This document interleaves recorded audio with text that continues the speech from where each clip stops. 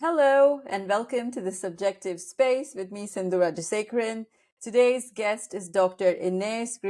Labarta. She is an author and a creative writing lecturer at Lancaster University. So welcome to the Subjective Space, Inés.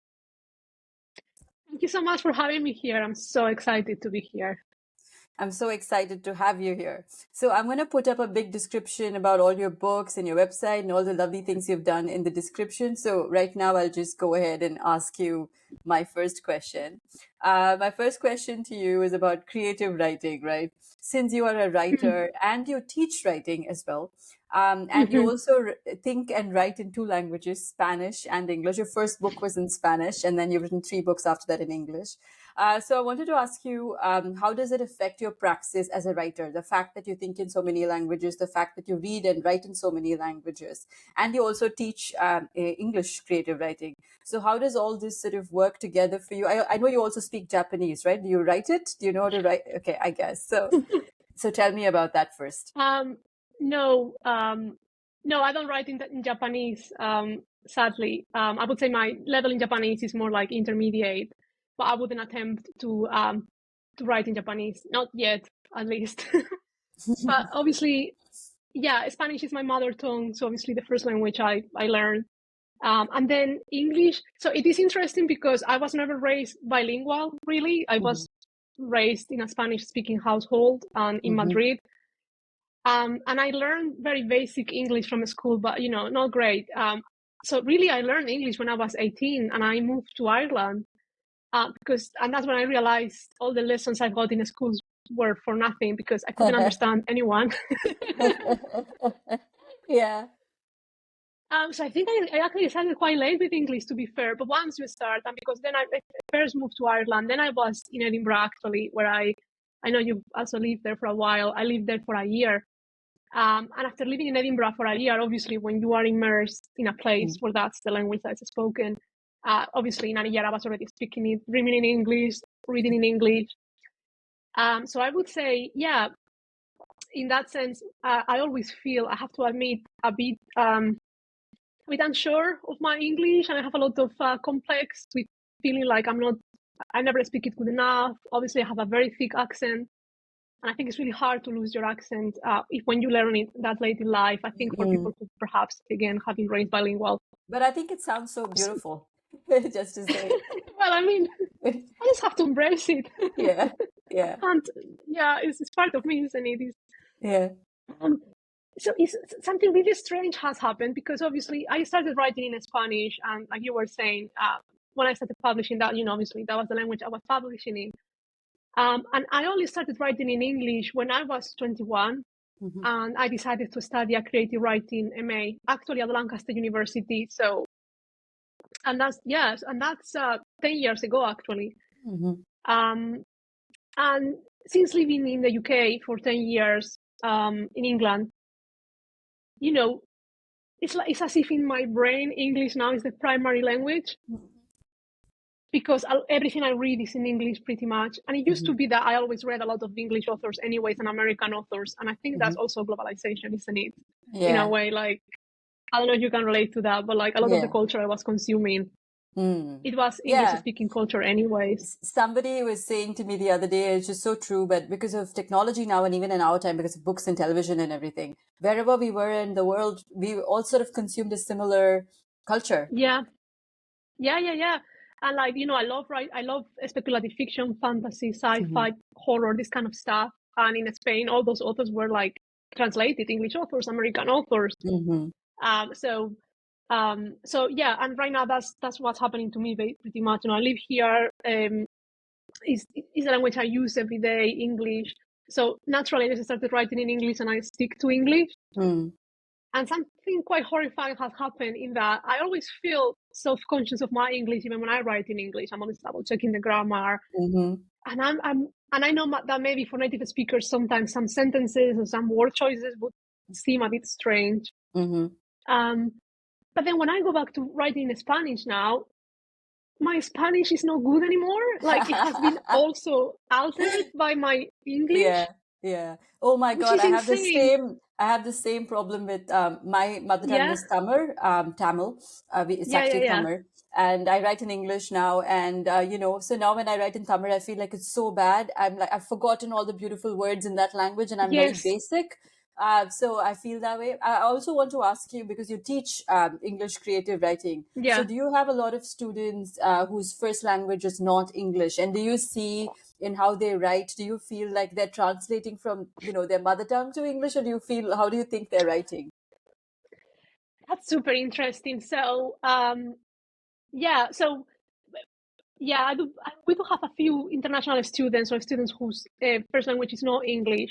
I have to say that's a minority, at least in Hmm. Lancaster. And I think also because in subjects like creative writing and Yeah, literature, it's not people don't easily apply to those things because it's what jobs will exactly, you they, get after that? you know all right.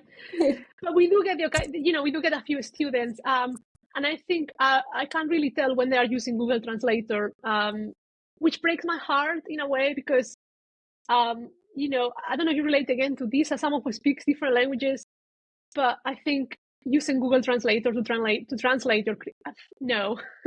Yeah, yeah, in your brain you use your brain.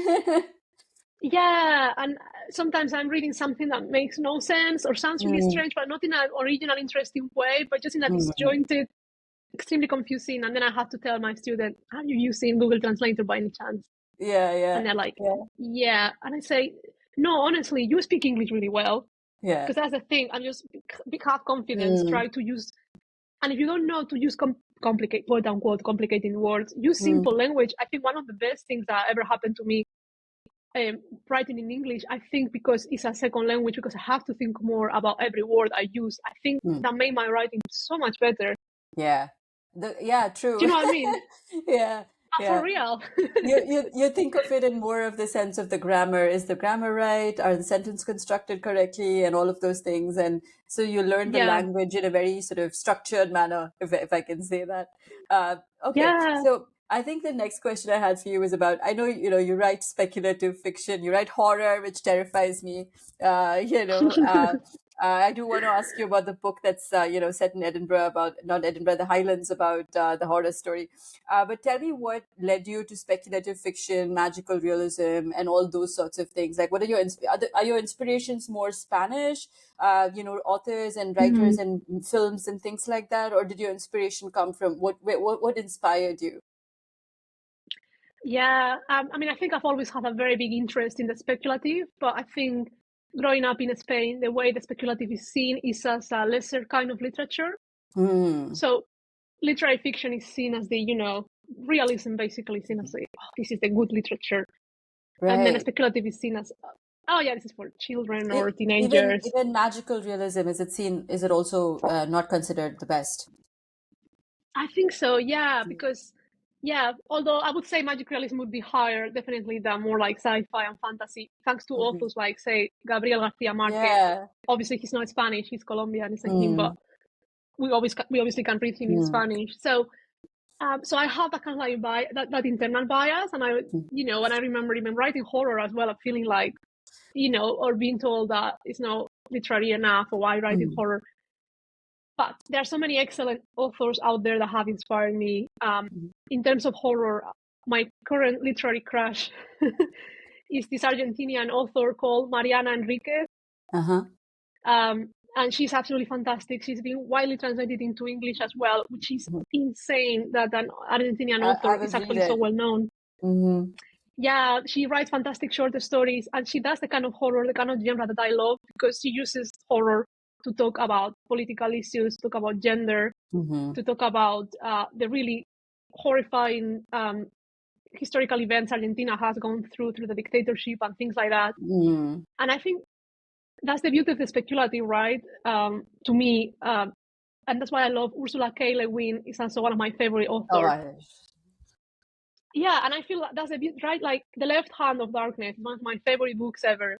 hmm. And it has to use the speculative to talk about, for example, gender fluidity, and Hmm. like and see gender in a really interesting way. And to me, that's so nuanced, that's so deep. That how can people say that speculative fiction is just for the quote unquote simpler minds. It's like, Yeah, yeah, no. yeah.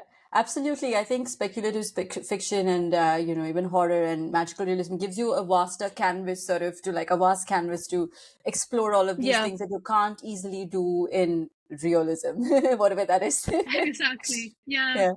Yeah. Mm. Okay. So now you can tell me a little bit more about, living in different countries. You lived in what, four countries or three over the years, uh, and about migrant literature and what it means to sort of belong in a place and not belong in a place, and all of those, because I think all of this feeds into the way you write, the way what we write about, how we write, all of those things. So before we get into your books, if you can tell me about this, and then I want to ask you about each of your books and how that came about.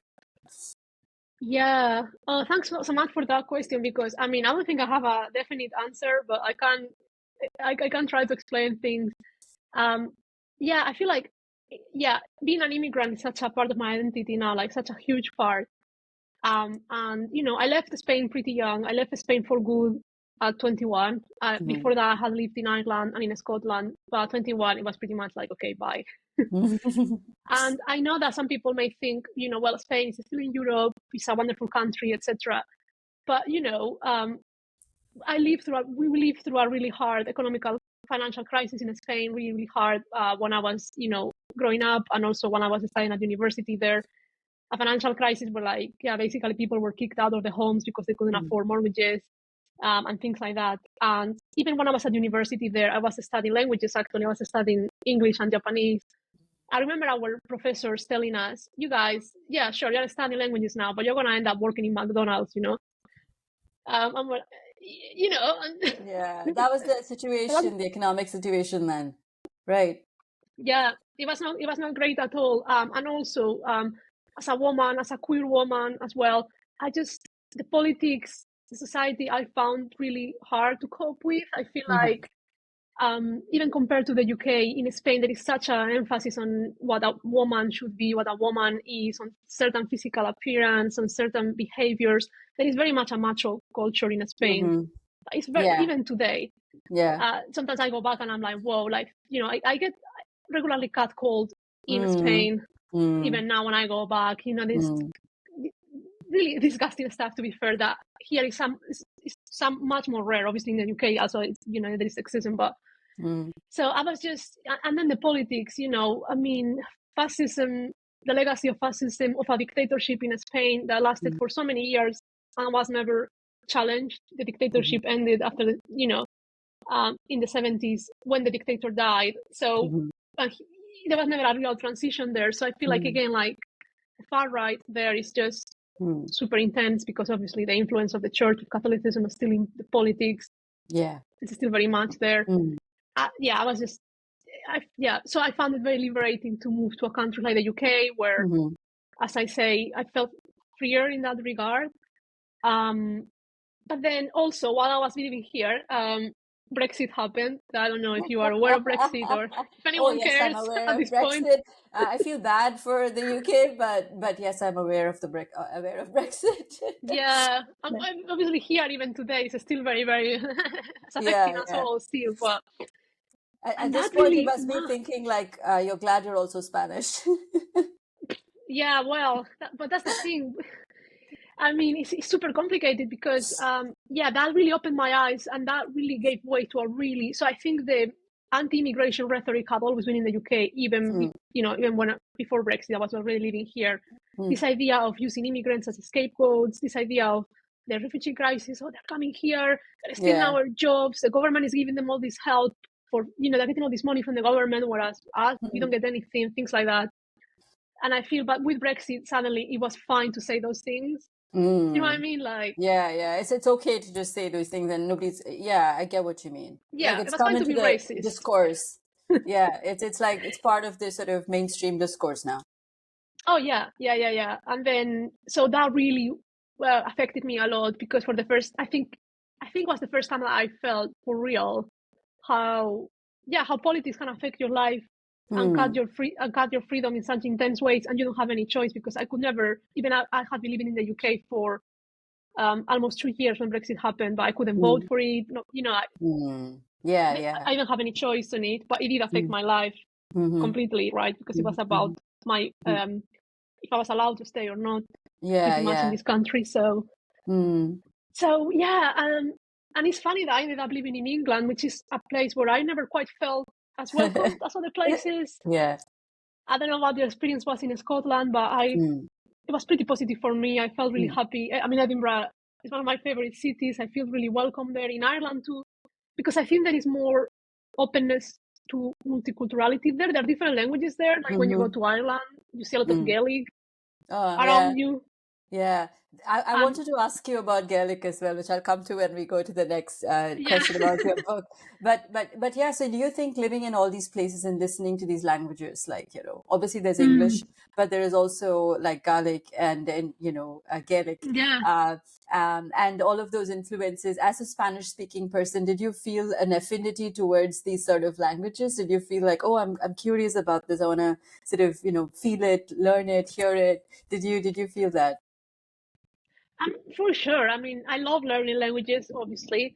And I think if I lived in Ireland or if I lived in Scotland, I would definitely try to learn it because I think you can understand a culture much more if you speak the language as well, right? Like there is so Yeah. many nuance and stuff that you can get through language. So yeah, for sure, I'm always interested, and especially multilingualism as well. I think it opens your mind so much being able to speak different languages because it puts you in a really vulnerable position when you're speaking a language that is not your own, again, quote unquote. Yes. But what a loving and empathic act towards a different culture that is, right? That you go as far as to actually learn their language. You know what I mean? That's why Yeah. people here have this super negative rhetoric against immigrants. I'm like, they took the borders to learn your language. You know what I mean? Like they went above and Yeah. beyond. They obviously want to be here. They obviously respect and love your culture because you know what I mean? Like Yeah, it's not. yeah, yeah, yeah, yeah. It's.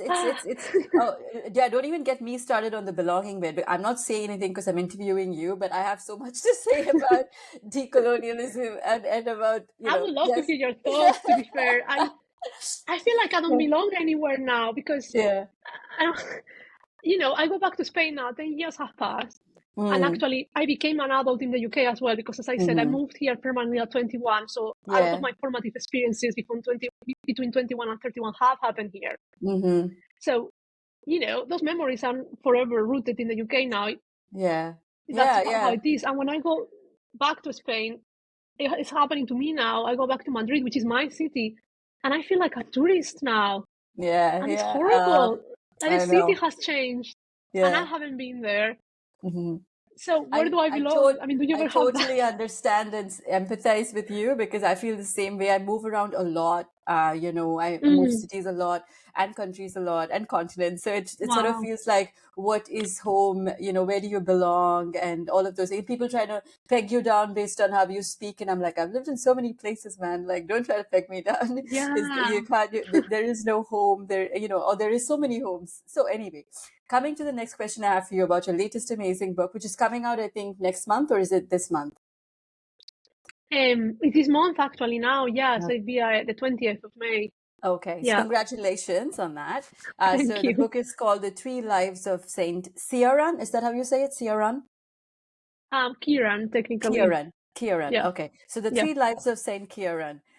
So tell me about how, why I was asking you about living in different countries was because obviously this person is from Ireland, right? So, and then they Yeah. have this, link between Ireland and Scotland, which is explored in the book and all of that. So I wanted to know how you came about Ciarán's story. What is the sort of research that you did? What are the legends that popped up? And you also wrote in your website that this is the queerest book you've written so far. So I wanted to know why you think that, because all the other books are also queer. So why is this the queerest?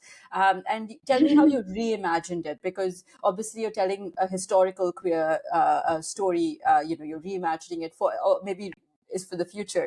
Retro futurism. So tell me how about all of these things. Yeah. So, this novel was actually part of my PhD. So I did a PhD in creative writing at Lancaster University. And for those who don't know, when you do a PhD in creative writing, you basically have to write a whole book, a whole novel. And I wanted to write something about Ireland and Spain because, again, I lived in Ireland before, and it's the country where I felt most welcome. I don't know, there is something about Irish culture that I could really relate to as a Spanish person. It's the openness, the friendliness. There's a warmth in Ireland that I didn't find in Scotland or in England. Even the sense of humor. And of course, there are so many connections, like, Catholicism, of course, being a very obvious one. But even like historical connections with the Celt culture, parallelisms in history, like both countries went through civil wars during the 20th century, which obviously really shapes a country or identity, republics, etc. I mean, yeah, and then obviously the terrorism as well, the terrorism link. You have the IRA, and then you have ETA in Spain, who have even collaborated together. They're very similar.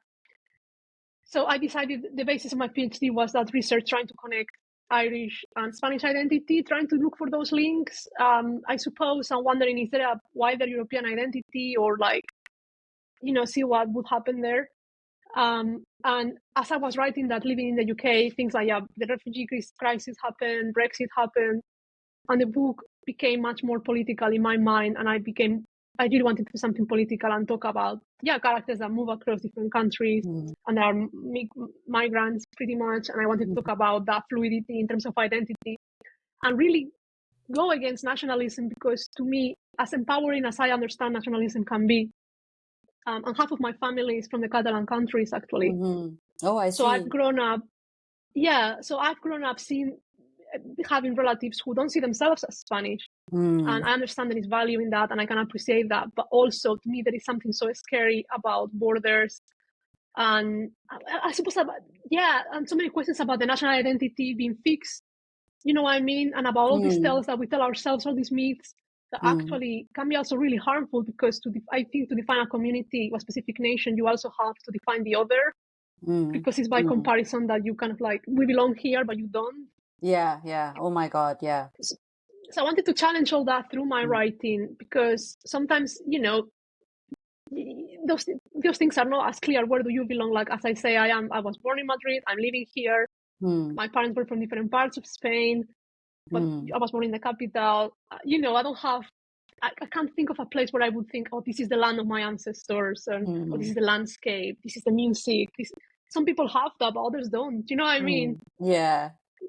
So what about those of us who don't have that, or have that in different places instead of just the one place? So that's what I wanted to do with this novel. And then I was interested in the figure of St. Ciarán, because when I was living in Ireland, I lived really close to a place called Clonmacnoise, which is in ruins now, but it's the ruins of this monastery from the medieval times, which, according to the legend, was founded by St. Ciarán. And it was a monastery, but it was also a university back in the medieval times, because, of course, back in that time, religion and knowledge were very, very interlinked. Sadly. You had the monks. Yeah. But it was interesting because they were the ones who were creating books and copying the books and having libraries. That's where you would find them. And when you want to study, that's where you would go. And I found that really interesting. And in some of the legends, he has this power of speaking to animals. And it's this legend where he is with a cow. And I imagine he would be riding the cow, because why not? Yeah. Yeah, that's like a big picture in your book, isn't it? Yeah, actually, yeah, because how cool. And then, and I was trying to, rewrite the legend, because obviously not much is known about this saint. Obviously, he's not even real, probably. I mean, there's no way of knowing he actually existed, because he was from 6th century Ireland. So there are basically no documents almost from that time period. And through the writing process, then the queerness in the book started becoming more and more important, because first of all, I mean, obviously I'm queer and I'm very interested in gender fluidity. And gender fluidity is something that kept coming up with this project, even in the figure of St. Ciarán, because sometimes I think, what if he was a woman, or, and then through my research, I came across obviously queer studies, but queer theology. I don't know if you've ever heard of queer theology. It blew my mind. As someone who, I'm not Catholic or Christian myself, but of course I've been brought up in a culture that is heavily influenced by Catholicism. Mm-hmm. My grandma, who I was very close with, Catholic all her life. Mm-hmm. But queer theology basically looks at especially symbols from Christianity, from Catholicism, and tries to look at them through a queer lens. Mm-hmm. So saying things like, how about the Holy Trinity is actually gender fluid, because you have the Father, the Son, but the Holy Spirit. What's the Holy Spirit? The Holy Spirit Yeah. could potentially be genderless. Yeah. Interesting. Or Yeah. what if you see the Virgin Mary as a sort of drag queen, because she's a very strange woman. Like theoretically she's a woman, Yeah. but she Yeah. has a baby without having sex. You know what I mean? Yeah. Like, Yeah. I know. That sounds really queer to me. Yeah. yeah, Yeah. there's something about the anatomy that is not, and I started, and I remember I came across the Gospel of St. Thomas, Mm-hmm. and this is one of the Apocrypha. But basically, the Gospel of St. Thomas is a collection of, I suppose, almost vignettes in which Jesus is speaking to his disciples, and he's just chatting with them. And it's really obscure and philosophical. I mean, the way it's written, it's really difficult to understand what he's actually saying. But in some of the extracts, he does talk about men becoming women and women becoming men, and going, the idea of transcending and going to paradise is also the idea of kind of like genders don't exist anymore. Yeah. That's super queer too. Yeah. And I don't know if you know, there's this Vagina Museum, right, in London, and they have like a Twitter handle, and they were putting up pictures of Jesus's wound and talking about how it actually looks Yeah. like. Yeah, we have That's that in Spain. The yeah. mystical almond is called. When you go to Oh, the I church, they call it the see. mystical almond, and I'm like, Makes so yeah, much almond, sense. right? Yeah, it is a mystical album for sure. No, I It could be an totally get. almond. I totally get queer theology because I do a lot of research in that myself, but not in Christianity or Right. Catholicism, more in Yeah. Hinduism and Buddhism and, Yeah. more Yeah. of cultures and religions from South Asia. And it's full of queer stuff because obviously, as opposed, because these are pagan religions, they are more not as offended by queerness as, say, Yes. Abrahamic religions, because it's all black and white in Abrahamic Yeah. religions. But there is so much more queerness in these pagan religions because we've conserved these ideas from way long back, So there is a lot of that, but obviously with the patriarchy, as you know, which has to codify everything and put the queerness in a basket of like, this is not good. So which is so interesting because St. Ciarán, I know Ireland, Ireland was not a very queer friendly country for a long time. So until recently, so it's interesting that this person who exists in Ireland in the legends, and you're digging all this Yeah. up and finding out that he's queer. But is this queerness sort of something that was conserved very consciously, or was it sort of really like put in, like like sort of kept such a secret that you had to really dig it up? I mean, I did add that queerness to the Legend of St. Ciarán, so there was nothing apparently queer in the Legend of St. Ciarán, apart from the fact that saints and monks a lot of time hanging out together. So basically, just dudes hanging out together, and obviously you can think, a lot of dudes living in the same place, hanging out together, doing everything together, loving each other in a religious Very way, but deeply. also, Yeah. yeah. Yeah, so I've kind of like ended up making St. Ciarán this kind of like weird saint in my fiction. He's not a man, he's not a woman. It's a they, I think you would say, because they have a beard, but they can also breastfeed. Yeah, I did a lot of research into Wow. breastfeeding as well, and breastfeeding Yeah. saints. Is it like a metaphor, or do they literally like? I mean, How does that play out? No, in the legend they literally breastfeed people in my legend. Wow. That Okay, so I that made is. that up. Oh, okay. Oh, in your legend. Okay. Sometimes you I cannot made all tell. this up. Truth is stranger than fiction, so it's like I know, I know. you never know. Like. Well, but according to my research, I mean, obviously, men could breastfeed at some point throughout evolution. That was a Hmm. reality, and apparently, male Oh. lactation is still possible, and it is Yeah. real if you take Yeah. hormones and stuff. So it's technically Hmm. possible. Earth is a lab, I'm telling you. So, I mean, okay. So this is so interesting. I can't wait to read your book, and I'm going to get a copy. So I'm excited to read it. So let me now ask you about your next book. I mean, the older book, McTavish Manor, which is set in the Highlands.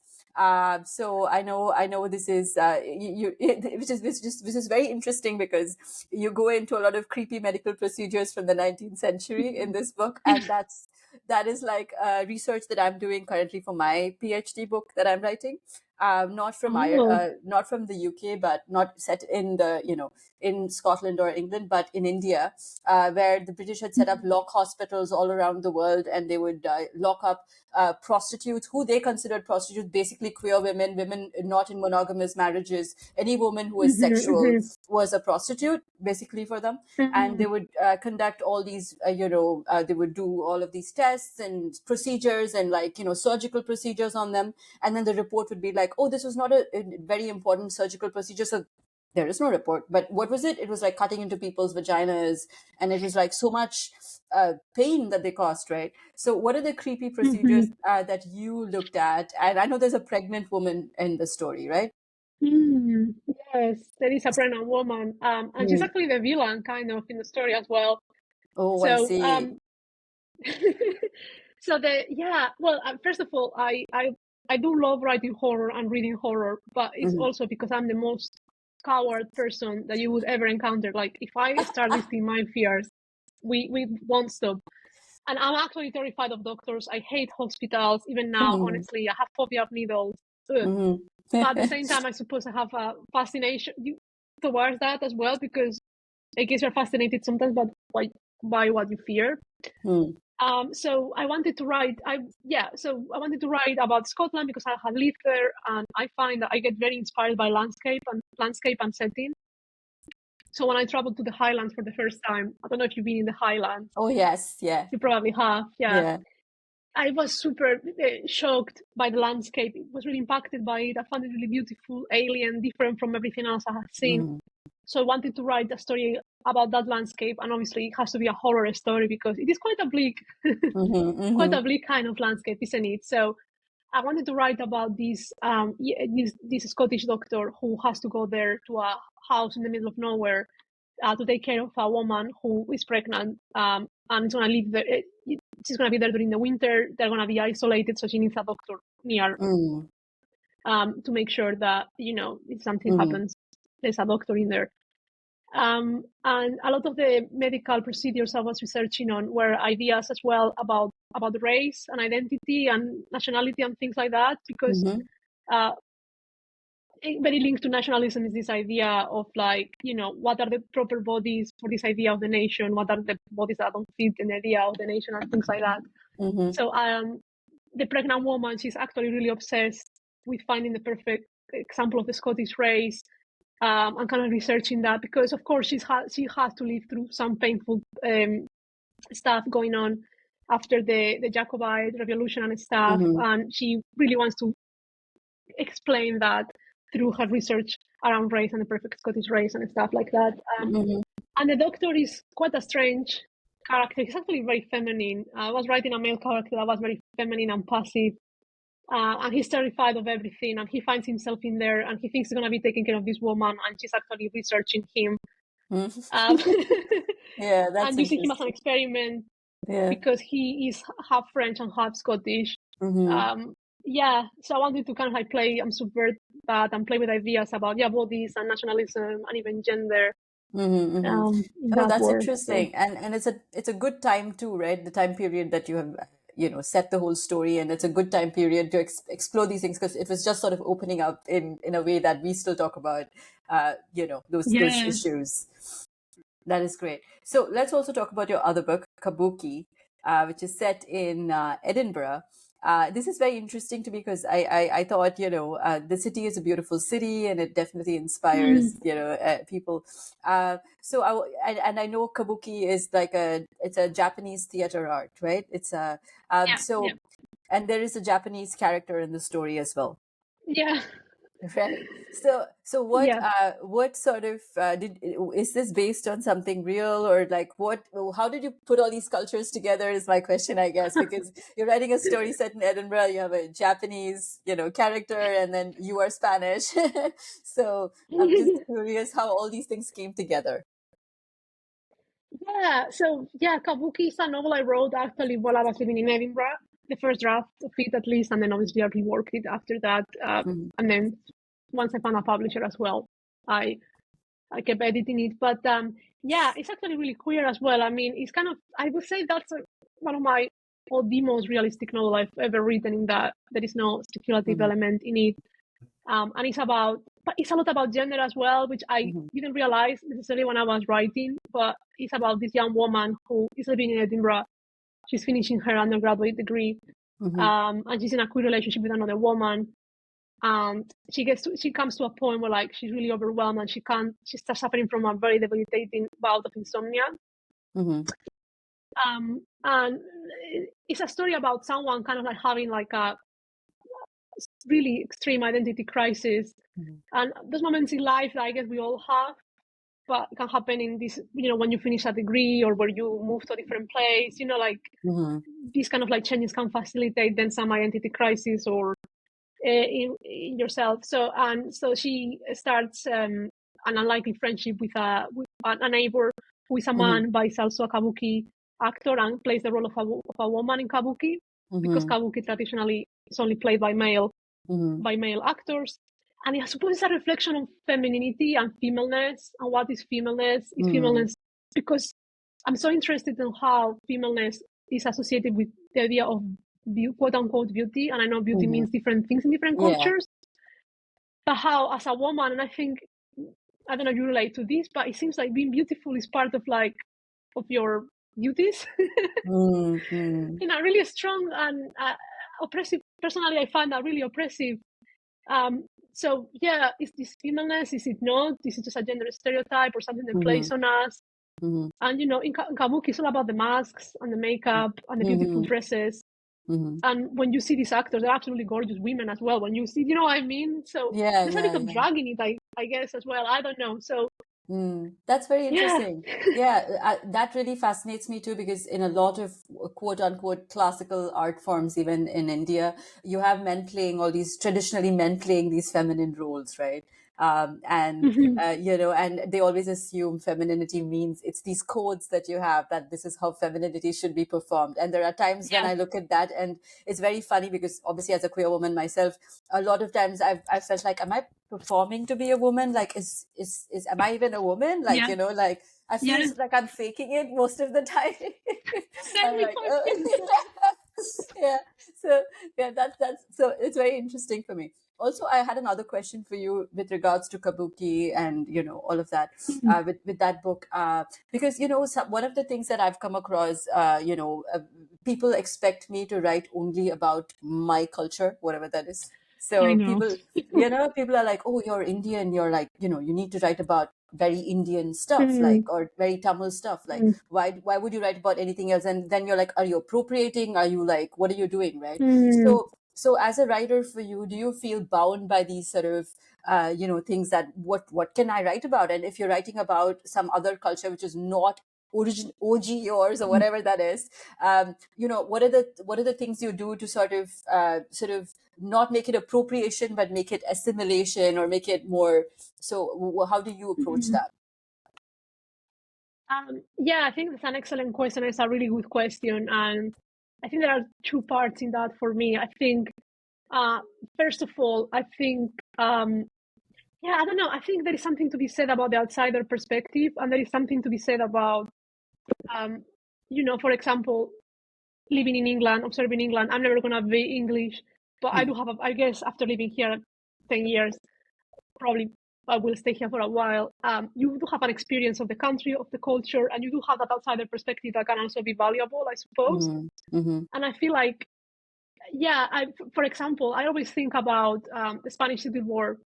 And this is such a complex part of our history in Spain that is never talked about, because there is still a big taboo around it, and I was never properly taught about it in school, because again, like, it's still a lot of trauma around it. And I remember trying to educate myself on that, because it was also part of my PhD. I wrote one of the parts of the Three Lives of Ciarán happens before the Spanish Civil War in Spain, and a bit during the first month. So I tried to educate myself a lot about that, and read a lot. And the best book I've ever read about Spain and about the Spanish Civil War and about my culture is written by an Englishman, and he's called Gerard Brennan, and the book is called The Spanish Labyrinth. And Gerald Brennan was a guy who, well, he's a very famous writer. I shouldn't say he's just a guy, but he's an Englishman who traveled to Spain, lived in Spain for a while before the Civil War, during the Civil War, and observed a lot of things. And the way he wrote about Spain, about the culture, about the influence of Catholicism in the culture, about all the stuff that was going on. Oh my God, like, I think because he was an outsider, he really made me understand my culture. Because he was observing it in a really neutral, I suppose, or in a way that he could see all the different aspects and nuances of it. So personally, I don't have any issue with Gerald Brennan being an Englishman and writing about Spain, because I saw myself in it. So, and then to a point, that's the role of the writer, isn't it? Especially for those of us who write fiction, you don't write necessarily about your own experience or yourself. It's not memoir of life writing. You know what I mean? I think like you try to put yourself in other people's shoes. Of course, there's a big caveat to this, which is research. Obviously, you need to research a lot. And I suppose I always find links to things I can relate to from my own experience, and I start from those links. For example, in Kabuki, say, there is a Japanese man who is a character, but he's not the main character, and the perspective I'm accessing is this young woman who is finishing her degree, who perhaps feels more familiar to, closer to me. I'm not sure I would have written that from the point of view of Japanese man, if that makes sense, because it didn't feel right to have it that specific perspective at that point. So I don't know what you think about that, because I always feel like, and I think Rebecca F. Kwang, she's a Chinese American author who has written a lot about cultural appropriation herself as well, and saying about who has the right to tell a story. And at the end of the day, she says it's a double-edged sword, because if you say, okay,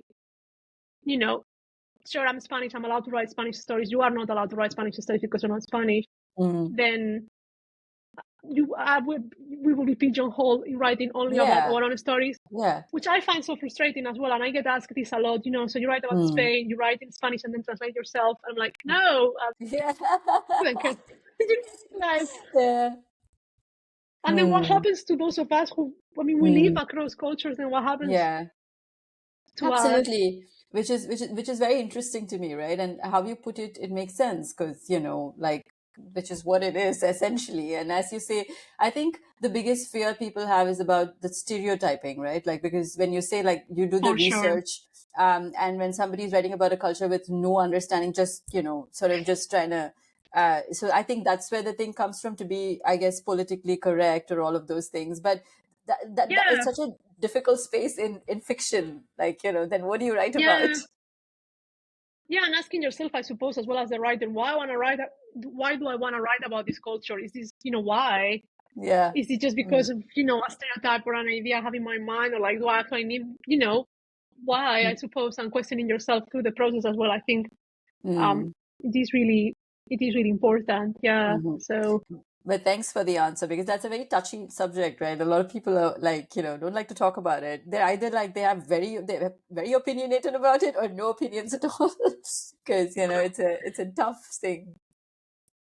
I mean, it's an important thing as well. It's about empathy. It's about research. It's about creating characters that are not stereotypes, right? Happens with gender as well, doesn't it? As well, like. Oh my goodness! Absolutely. Like when you read a female character that you are, no, absolutely not. Since you're Spanish, I love Almodovar's movies, but I feel so guilty watching it, because I'm like, what have you done to all these women? Why are they always like so feminine, or like so like whatever? In fact, when you mentioned the Spanish Civil War, I think I watched a movie recently, Almodovar's recent movie about it had that backstory in it about the war. It was about two women. I don't think I've watched that one. One about two mothers. The one about two mothers who swapped their babies in the hospital by accident. I forgot the name. Oh, you should. It was nice. Is it good? It is. It's queer. It's hot. But other than that, I don't know. It's a bit overdone, like all of his movies, right? It's interesting. You see, I think the way Almodovar, and I'm not an expert in Almodovar in any way, I have watched some of his films and I have enjoyed them. He's so camp, isn't it? His female characters are like so extreme. Yeah, they are. To me, there is something fun about that, being so extreme and so camp and so like out there, because they're almost like, that's so funny, and they're so queer as well. I mean, he was having movies with transgender characters in the 80s, or in the 90s, which in Spain, which is insane. You should try that out. I mean, you should watch that. But anyway, so I Thank have you. my last question for you because we're running out of time. It's lovely talking to you. So here, Mm. my last question is about your first book, which is in Spanish. Um, um, Yes. there was I think, did you also illustrate that book? Because I know you're an illustrator as well, right? N- Yes, but I didn't illustrate that one. No. Okay, okay. Mm. So, but you have illustrations in, I think, The Three Lives of Saint Ciarán, if I'm not wrong. Yes. Yes. Oh, does it have a cow? Him riding Yes, the of cow. course, of Yeah. course, of Okay. course. Oh, I have to see this. Okay, great. So, tell me about your first book, which you wrote in Spanish when you were 14 years old. That's amazing. And you wanted to be Mm. a pianist, I guess, back then. So, Yeah. the book is about music, and I think it's three different composers. I think that's what it was. Yeah. So, tell me about that. What was the inspiration? How did you write that? Yeah, well, so with that book, I actually wrote that with my father. So he's a writer as well. Mm, And he received this commission by this publishing house to write mm. basically a middle grade book. And I basically begged him hard that he would let me write with him. Yeah, so that's how that happened. And of course, the idea behind those books was to write middle grade books that introduce classical composers Mhm, to young children and teenagers and stuff. And back then, I was playing piano pretty seriously myself, so I had a lot of training in that regard. It was really fun to write that. Yeah, we didn't write them together. I mean, we got the three books have two different like storylines, so we took a storyline each. mhm, And the thing, I feel like my father focused more on writing from actually the teenager's point of view in the book, and I mm. was writing about the more serious stuff in a Oh, way, which people interesting. found Yeah. surprising. It was really fun to have that, definitely to have that experience Mhm. so young as well. I mean, it's insane when I look at it now and I think, well, I was 14, Yeah. I was a little baby, but I felt really lucky and privileged to have Yeah. that opportunity to write that. So Yeah, that was the only one you wrote in Spanish. So since then you've been writing in English mainly. Kabuki I also wrote in Spanish Oh, that was also in Spanish. as Right. well. Okay. Oh, I Yeah, see. yeah, yeah. Oh, lovely. But So, since then, yeah. it's So, basically English. Yeah. right. I'm curious to see what you write in next. What your next book will be. Whether it'll be English or whether it'll be Spanish or. Well, I mean, I have a book now out actually on submission to Mhm. publishers, and it's English as well. It's a whole novel. Okay. That's purely speculative fiction. Uh-huh. And I'm now finishing another novel as well, which is Mhm. this weird, which is this dark western set in the Pacific Northwest, Oh, actually. nice. Yeah. And that's why I went to Vancouver. That's why I said I really love Vancouver, because I went there Ah. back in 2019 to research Mhm. for this novel. I got a grant to research there, Oh, I so I'm see. very interested It is a in that beautiful area place. as well. Yeah. Yeah, it's a lovely place, and we have a lot of sun now, so I'm happy. It's been wonderful. Yeah. But thank you so much for talking to me, Ines. I think we had a lovely conversation, and you answered pretty much all my questions. I still have lots of questions to ask you, but I guess we can chat on email. But Yes, but thank you so definitely. much. Thank you so much for joining me. Thank you so much for your time and for your wonderful questions.